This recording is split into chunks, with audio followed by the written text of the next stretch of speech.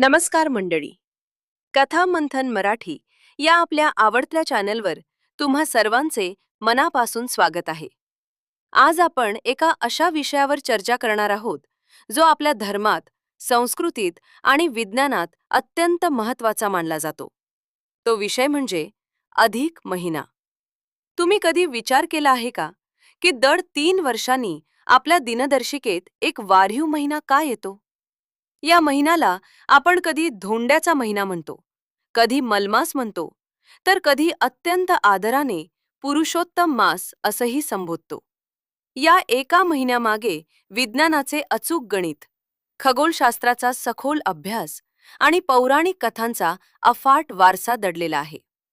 ही कथा केवळ एका महिन्याची नसून ती मानवी जीवनातील उपेक्षेची, संघर्षाची आणि शेवटी मिळालेल्या ईश्वरी आशीर्वादाची एक महागाथा आहे. ही गाथा ऐकताना आपले मन प्रसन्न होते आणि जीवनाकडे पाहण्याचा एक नवीन दृष्टिकोन मिळतो. कथा सुरू करण्यापूर्वी जर तुम्हाला भारतीय संस्कृती आणि पुराणातील अशाच रंजक कथा ऐकायला आवडत असतील तर कथा मंथन मराठीला आत्ताच सबस्क्राईब करा आणि हा व्हिडिओ शेवटपर्यंत नक्की पहा. सुरुवातीला आपण हे समजून घेऊया की हा महिना नेमका येतो कुठून. निसर्गाचे चक्र हे सूर्याच्या आणि चंद्राच्या गतीवर आधारलेले आहे. सूर्याचे एक वर्ष साधारणपणे 365 दिवसांचे असते, ज्याला आपण सौर वर्ष म्हणतो. या उलट चंद्राचे वर्ष 354 दिवसांचे असते, ज्याला चांद्रवर्ष म्हटले जाते. आता तुमच्या लक्षात आले असेल की या दोघांमध्ये दरवर्षी साधारण 11 दिवसांचे अंतर पडते. जर हे अंतर असेच वाढत राहिले तर कालांतराने आपले ऋतू आणि सण यांची सांगड पूर्णपणे बिघडून जाईल. हिवाळ्यात येणारी दिवाळी कदाचित उन्हाळ्यात येऊ लागेल आणि पावसाळ्यातील सण थंडीत येतील. निसर्गाचा हा समतोल राखण्यासाठी आणि ऋतूंची चक्राकार गती स्थिर ठेवण्यासाठी आपल्या प्राचीन ऋषीमुनींनी खगोलशास्त्राचा आधार घेऊन दर 3 वर्षांनी एक महिना वाढवण्याची पद्धत सुरू केली. दर 32 महिने 16 दिवस आणि 8 तासानंतर एक महिना वाढवला जातो. त्यालाच आपण अधिक महिना म्हणतो. ही झाली विज्ञानाची आणि गणिताची बाजू. पण यामागची खडी रसाळ कथा तर पुराणांमध्ये दडलेली आहे. पौराणिक काळात जेव्हा ब्रह्मदेवांनी काळाची विभागणी केली, तेव्हा त्यांनी प्रत्येक महिन्याला एक अधिष्ठाता देवता नियुक्त केली. चैत्रापासून फाल्गुनापर्यंत प्रत्येक महिन्याला कोणत्या ना कोणत्या देवाने आपले संरक्षण दिले आणि त्याचे स्वामित्व स्वीकारले. मात्र जेव्हा या 13व्या महिन्याची म्हणजेच अधिक महिन्याची निर्मिती झाली, तेव्हा कोणताही देव त्याचे स्वामित्व स्वीकारायला तयार नव्हता. या महिन्याला मलमास असे नाव पडले, कारण तो इतर महिन्यांच्या तुलनेत वेगळा होता आणि त्यात सूर्याचे संक्रमण होत नव्हते. समाजात आणि देवलोकातही या महिन्याची प्रचंड अवहेलना होऊ लागली. सर्वजण म्हणू लागले की हा महिना अपवित्र आहे, निरुपयोगी आहे. यामध्ये कोणतेही शुभ कार्य जसे की विवाह, मुंज, नामकरण किंवा नवीन वास्तूचा गृहप्रवेश करण्यास मनाई करण्यात आली. यामुळे तो महिना अत्यंत दुःखी झाला. स्वतःची अशी निंदा आणि अवहेलना ऐकून त्या अधिक महिन्याला आपले अस्तित्वच नकोसे वाटू लागले. त्याला वाटले की जर माझे कोणी स्वामीच नसतील आणि लोक मला केवळ अशुभ मानून माझ्याकडे दुर्लक्ष करणार असतील, तर अशा जगण्याला काय अर्थ आहे. तो महिना एका मानवी रूपात प्रकट झाला आणि अत्यंत व्याकुळ होऊन वैकुंठ लोकात भगवान विष्णूंकडे गेला. त्याचे डोळे अश्रूंनी डबडबलेले होते. त्याने भगवान विष्णूंच्या चरणांवर लोळण घेतली आणि आपली व्यथा मांडली. तो म्हणाला, हे प्रभू, आपण तर जगाचे पालनहार आहात. या सृष्टीत प्रत्येक लहान मोठ्या जीवाला, प्रत्येक क्षणाला कोणी ना कोणी स्वामी आहे. पण मी असा दुर्दैवी आहे की मला कोणीही स्वीकारायला तयार नाही. लोक मला मलमास म्हणून हिणवतात, माझी निंदा करतात. ज्या काळात कोणतेही मंगल कार्य होत नाही, अशा माझ्या आयुष्याला काय किंमत आहे. मला हे अपमानित जीवन जगण्यापेक्षा नष्ट व्हायचे आहे. कृपया मला मृत्यू द्या किंवा माझा उद्धार करा. भगवान विष्णू हे अत्यंत दयाळू आणि भक्तवत्सल आहेत. त्यांनी त्या महिन्याचा हात धरून त्याला उठवले आणि धीर देत म्हणाले, "तू मुळीच चिंता करू नकोस. ज्याला कोणीही आधार देत नाही, त्याचा आधार मी होतो. आजपासून तू अनाथ नाहीस. मी तुला माझे स्वतःचे नाव देतो. आजपासून हे जग तुला पुरुषोत्तम मास या नावाने ओळखेल. जे गुणधर्म आणि जे सामर्थ्य माझ्यामध्ये आहे, तेच सर्व तेज आजपासून तुझ्यात असेल. 12 महिन्यांमध्ये भक्ती केल्यावर जेवढे पुण्य मिळते, त्यापेक्षा कितीतरी पटीने जास्त पुण्य या अधिक महिन्यात केवळ माझे नामस्मरण करणाऱ्याला मिळेल." विष्णूंच्या या वरदानामुळे त्या महिन्याचे भाग्यच पालटले. जो महिना एकेकाळी हिणवला जात होता, तो आता पुरुषोत्तम झाला. म्हणूनच या महिन्यात श्रीहरी, विष्णूंची उपासना करणे हे जीवनाचे सार्थक मानले जाते. कथामंथन मराठीच्या या भागात आपण आता या महिन्यात काय करावे आणि काय टाळावे याबद्दल सविस्तर माहिती घेणार आहोत. जर तुम्हाला ही माहिती आवडत असेल तर व्हिडिओला लाईक करायला विसरू नका. अधिक महिना हा प्रामुख्याने आत्मचिंतनाचा, शुद्धीकरणाचा आणि दानाचा काळ आहे.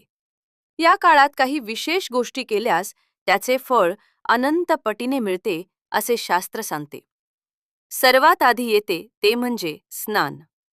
या महिन्यात सूर्योदयापूर्वी म्हणजेच ब्रह्ममुहूर्तावर उठून स्नान करण्याचे प्रचंड महत्त्व आहे. शक्य असल्यास पवित्र नद्यांमध्ये स्नान करावे.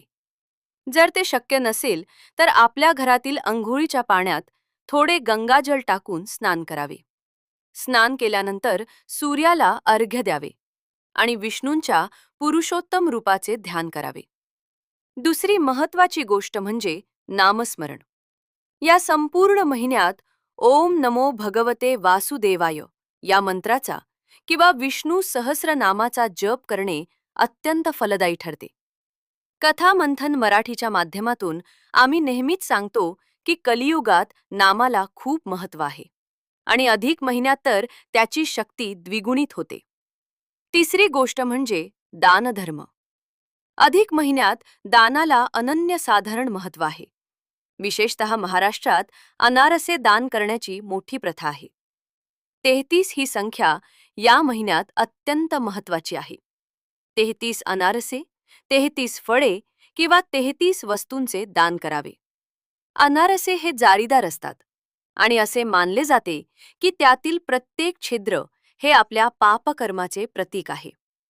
जेव्हा आपण अनारसे दान करतो तेव्हा आपण आपली पापे देवाला अर्पण करून मुक्त होत असतो. या महिन्यात आहारावर नियंत्रण ठेवणे खूप गरजेचे आहे. अधिक महिना हा एक प्रकारे शरीराचे शुद्धीकरण करण्याचा काळ आहे. या काळात सात्विक आहार घ्यावा. शक्य असल्यास दिवसातून एकदाच जेवावे. कांदा, लसूण, मांसाहार आणि कोणत्याही प्रकारच्या व्यसनांपासून लांब राहावे. यामुळे तुमची आध्यात्मिक शक्ती वाढते. तुळशीची पूजा या महिन्यात आवर्जून करावी. रोज सायंकाळी तुळशीसमोर दिवा लावल्याने घरात लक्ष्मी प्रसन्न होते. महाराष्ट्रात जावयाला धोंडा जेवण देण्याची जी पद्धत आहे, ती केवळ एक परंपरा नसून त्यामागे नातेसंबंध जपण्याचा मोठा उद्देश आहे. जावयाला विष्णूचे रूप मानून त्याचा सन्मान केल्याने कौटुंबिक सौख्य वाढते. जर तुम्हाला हा विषय आवडत असेल तर तुमच्या मित्रांना आणि नातेवाईकांना हा व्हिडिओ शेअर करा, जेणेकरून त्यांनाही कथामंथन मराठीवरील ही मौल्यवान माहिती मिळेल. आता आपण चर्चा करूया की या महिन्यात काय करू नये. जरी हा महिना आध्यात्मिक दृष्टिकोनातून श्रेष्ठ असला तरी काही सांसारिक गोष्टी वर्ज्य मानल्या गेल्या आहेत. या महिन्यात विवाह, मुंज, नामकरण किंवा नवीन घराचे बांधकाम सुरू करणे यांसारखी शुभ कार्य केली जात नाहीत. नवीन गाडी किंवा दागिने खरेदी करणे देखील टाळले जाते. याचे मुख्य कारण असे की हा महिना पूर्णपणे भगवंताच्या उपासनेसाठी आहे. जर आपण संसारातील नवीन कामांमध्ये गुंतलो तर आपले लक्ष ईश्वरावरून विचलित होऊ शकते. हा महिना म्हणजे एक प्रकारे आध्यात्मिक सुट्टी आहे, जिथे आपण केवळ स्वतःच्या आत्म्याचा आणि परमात्म्याचा विचार करायचा असतो. या काळात कोणाबद्दलही वाईट बोलू नका, कुणाची निंदा करू नका आणि रागावर नियंत्रण ठेवा. खोटे बोलणे हे या महिन्यातील सर्वात मोठे पाप मानले जाते. अधिक महिना हा आपल्याला संयम शिकवतो. ज्याप्रमाणे एका मूर्तीला आकार देण्यासाठी दगडावर घाव घातले जातात, तसेच या महिन्यातील नियम आपल्या मनाला आकार देतात. जर तुम्ही या काळात मनापासून नामस्मरण केले आणि गरिबांना मदत केली, तर तुम्हाला कोणत्याही मोठ्या यज्ञाचे पुण्य घरी बसून मिळू शकते. भक्तीचा मार्ग हा सोपा असतो, फक्त त्यासाठी शुद्ध अंतःकरणाची गरज असते. कथामंथन मराठीचा हाच उद्देश आहे की आपल्या समृद्ध संस्कृतीचा हा ठेवा तुम्हा सर्वांपर्यंत पोहोचावा. या महिन्यात तुम्ही एखादे चांगले पुस्तक वाचा, सत्संग ऐका किंवा शांत बसून ध्यान करा. यामुळे तुमच्या जीवनात विलक्षण बदल जाणवेल. शेवटी ही कथा आपल्याला हेच शिकवते की जगात कोणीही किंवा काहीही टाकाऊ नसते.